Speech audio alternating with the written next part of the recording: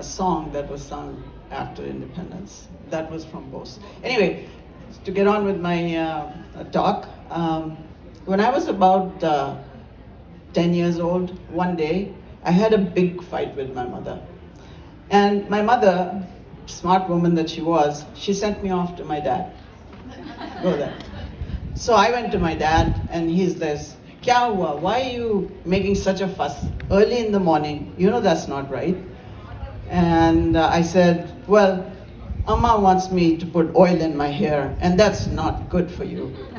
And he says, well, she wants you to put oil because it's good for you. Why do you think it's not good for you? And I said, well, I read that oil on your body blocks your pores, and it's not good for me. But she's wrong. He said, well, no, both of you are right. So I said, how can that be? We are saying opposite things. She says oil is good, I'm saying oil is bad. How can we both be right? And he said, you are. Because you have to, didn't she ask you to put oil after you washed your hair this morning? And I said, yes, she did. So then she said, you should understand why. Because when you put oil on your head when it's wet, it mixes with the water and forms an emulsion, and then it absorbs and goes through the 3 layers of your skin instead of being on top and blocking the pores. So you're right that if you didn't do it the way she asked you to do it, it would block your pores, and she's right because this way you get oil. And that was my lesson in resolving conflict. And all my books are about conflict resolution. My first book is actually nonfiction, and in corporate speak, my idea of conflict resolution is a very generous sort, like my father's. The devil is in the details. You have to understand both sides. So in corporate speak, it would be called increasing the buy. So this is my third avatar. A writer is my third avatar. First one was corporate speak. The second one was when I was a scholar at Stanford, and that's about immigration and belonging. Yesterday when I was at the dinner, I heard about belonging, and it's about belonging. And the second one is about conflict resolution in that space.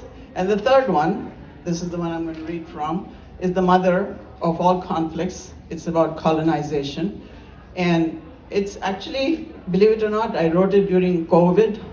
So it's kind of like an upbeat attempt at understanding colonization. And the part that I'm going to read about is the third generation freedom fighter. Her name is Anita Chand. She has been to Burma. She has done a stint in Burma. She's back at her parents' home. And she's running a publishing business, and she's being suspected by the British of writing seditious material, which of course was Bose's book, which is why he was captured. So Sergeant Ludlow has been sent to her house to investigate whether she's actually doing this. And so that's what the part I'm going to read to you about. He's a new recruit. So he's been asked to wait in the veranda. He has not been let into the house. So Anita enters. Sorry to make you wait, the confident, youthful voice carried across the length of the veranda. Sergeant Ludlow turned around. The girl stood much too close for his comfort. He took a step back. Dadu is overprotective. He's not my real grandfather, you know, but I just call him Dadu. He said I should not meet you, but here I am. She lifted an arm and pointed in the general direction of the ceiling. Those Barasingha antlers, aren't they impressive? My grandfather paid atrocious amounts for them to strapped for cash Indian royals. He did not hunt, at least not deer. The young woman smiled genially. I'm so glad to meet you. Sergeant Ludlow stammered. My father has already left for work, and I heard horses neighing. I had to see for myself. Few people come out here riding nowadays, you know. Sergeant Ludlow, ma'am, Imperial Police. I'm here to see Mr. Chand. Yes, that's Papa. He's not here. I'm his daughter, Anahita. How can I help?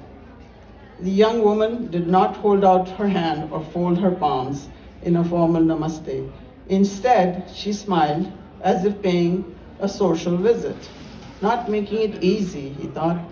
Nobody had instructed Sergeant Ludlow on police protocol in apprehending friendly natives.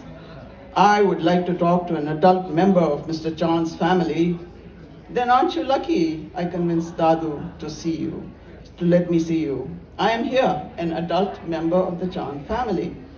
You are served, Sergeant Ludlow said abruptly.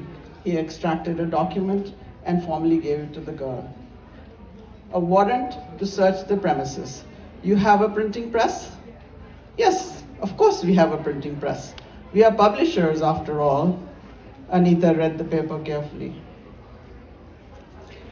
You must mean the factory. It is not here. I will take you there. No, my orders are to search this address and to confiscate the press. So I'm going to skip a little bit. 5 since minutes I, are up. Okay, 5 minutes are up. Thank you. Then I'll skip the rest.